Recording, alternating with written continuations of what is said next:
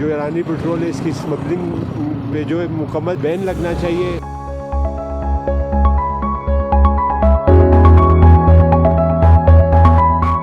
بتائیں، حکومت نے فیصلہ کیا کہ ایرانی پیٹرول اور ڈیزل پر پابندی عائد کرے گی، کیا کہیں گے آپ اس حوالے سے؟ جی سر، یہ ایرانی پیٹرول سستا ہے، اسی لیے غریب آدمی کے لیے وارہ کھاتا ہے، اور پاکستانی پیٹرول بہت مہنگا ہے جو غریب آدمی کو وارہ نہیں کھاتا ہے۔ 300 سے اوپر ہے پیٹرول۔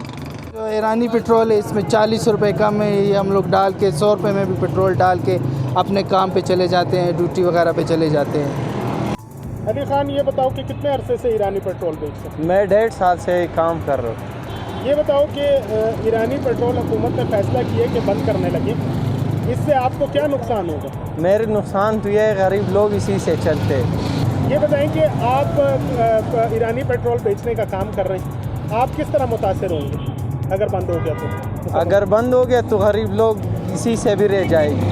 میرے گھر اسی سے چلتے، میرے بچے اسی سے چلتے، اسی چوتھائی اسٹاف میں نے کھلوایا، اسی سے میرے پورے گھر چل رہے۔ بھوک اور پیاس کی وجہ سے ہم لوگ مر جائے گی۔ ایرانی پیٹرول پر جو ہے پابندی تو اچھی چیز ہے، کیونکہ وہ پاکستان گورنمنٹ کو جو ہے لاس ہے، لیکن غریب عوام کے لیے فائدہ ہے۔ مگر میں یہ کہتا ہوں کہ اس کی اگر روک تھام کرنی ہے تو آپ بارڈر سے کریں۔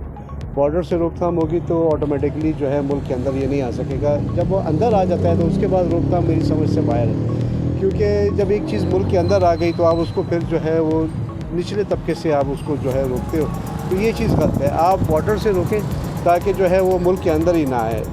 اس کے علاوہ جو ہے جو ایرانی پیٹرول کی اسمگلنگ سے جو پیسہ آتا ہے، جو غلط اور غیر قانونی کاموں میں استعمال ہوتا ہے، دہشت گردی وغیرہ میں، اس سے بھی اس چیز کو کافی ایک سپورٹ ملے گا۔